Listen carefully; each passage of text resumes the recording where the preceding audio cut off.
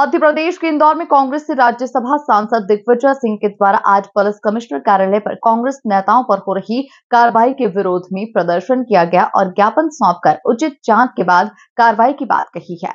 वहीं मीडिया से भी उन्होंने चर्चा की। बता दें, इंदौर के तेजाजी नगर पुलिस ने एक बुजुर्ग नरेंद्र मेहता की शिकायत पर कांग्रेस के प्रदेश अध्यक्ष जीतू पटवारी के भाई नाना पटवारी, भारत पटवारी और कांग्रेस के जिलाध्यक्ष सदाशिव यादव के खिलाफ फर्जी दस्तावेज बनाकर उनकी तकरीबन 6.5 एकड़ जमीन पर इन लोगों के द्वारा कब्जा किया जा रहा था, जिसकी शिकायत नरेंद्र मेहता ने पुलिस को की और पुलिस ने जांच पड़ताल कर तीनों ही आरोपियों के खिलाफ गंभीर धाराओं में प्रकरण दर्ज किया।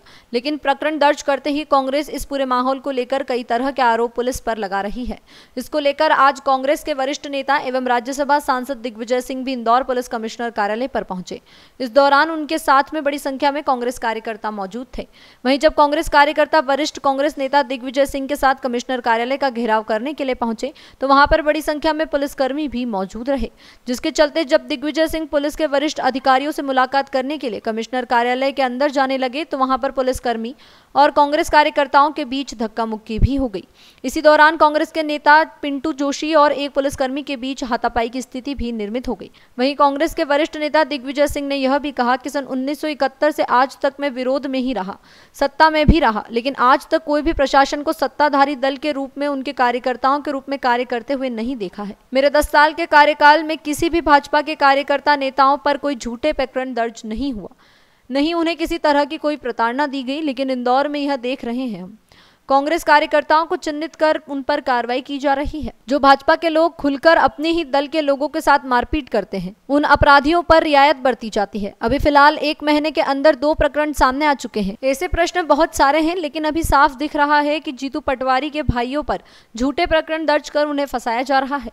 फिलहाल इस पूरे मामले में हमने पुलिस के वरिष्ठ अधिकारियों से मुलाकात कर 15 दिन की कार्रवाई कर पूरे मामले में उचित जाँच की चेतावनी दी है। यदि 15 दिन में पुलिस के द्वारा इस झूठे प्रकरण में किसी तरह की कोई जांच नहीं की गई तो इंदौर सहित पूरे मध्य प्रदेश में उग्र आंदोलन किया जाएगा और इसका जिम्मेदार पुलिस होगी। तो वहीं पूरे ही मामले में additional police commissioner Rajesh Dandotiya का कहना है कि पूरे ही मामले में राज्यसभा सांसद ने तेजाजी नगर में जिस तरह से प्रकरण दर्ज हुआ है उस पूरे मामले में उन्होंने ज्ञापन दिया और उस पूरे मामले में आगे जांच कर उन्होंने जो मांग की है उसकी जांच पड़ताल की जा रही है। सन 71 से लेकर आज तक विरोध में भी रहा, सत्ता में भी रहा, लेकिन कोई भी प्रशासन को सत्ताधारी दल के रूप में उनके कार्यकर्ता के रूप में काम करते हुए मैंने नहीं देखा। मेरे 10 साल के कार्यकाल में कोई भी भाजपा के कार्यकर्ता नेताओं के खिलाफ कोई झूठा प्रकरण नहीं लगाया गया और उन्हें किसी प्रकार की प्रताड़ना नहीं दी गई। लेकिन इंदौर में ये देख रहे हम लोग कि कांग्रेस के कार्यकर्ताओं को छांट कर उनके खिलाफ कार्रवाई की जा रही है और भाजपा के वो लोग जो कि खुलकर अपने ही दल के लोगों के साथ मारपीट करके उनको जबरदस्ती नंगा कराया जाता है उनके परिवार के सामने, उनके अपराधियों पर रियायत बरती जाती है। अभी फिलहाल 1 महीने के अंदर 2 प्रकरण ऐसे हो गए। वैसे प्रकरण बहुत सारे हैं, लेकिन जहां विपक्ष के नेता नगर निगम इंदौर में और प्रदेश कांग्रेस के अध्यक्ष जीतू पटवारी जी के भाइयों के प्रकरण में साफ दिख रहा है कि इन्हें झूठा प्रकरण बना के बस फंसाया जा रहा है और अपराधियों को बख्शा जा रहा है।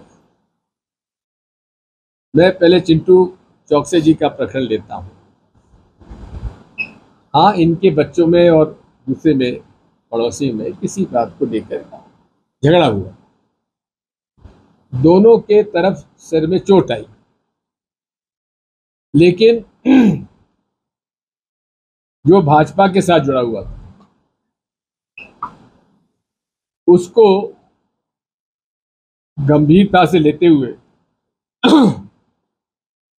कांग्रेस के चिंटू चौकसे के परिवार के लोगों पर गंभीर मुकदमे दायर किए, उसको गिरफ्तारी की।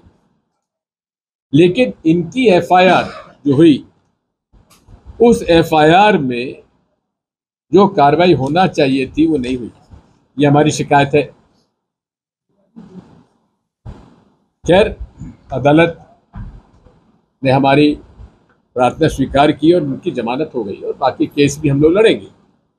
लेकिन मैंने स्वयं ने दोनों लोग जिनके सर में चोट आई है उनका फोटोग्राफ मैंने सोशल मीडिया पे डाला था। साफ लग रहा था कि बीजेपी के व्यक्ति के उतनी गंभीर चोट नहीं है, लेकिन गंभीर प्रकरण उन लोगों पे लगाया गया जो उनके साथ उनका झगड़ा हुआ।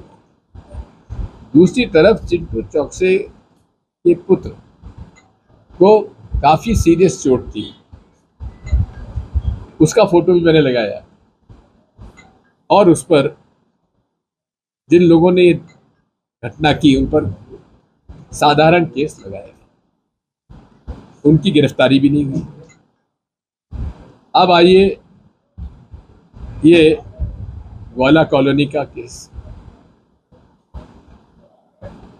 ये केस मुझे थोड़ा सा इसलिए पहले मालूम है कि वर्ष 94 में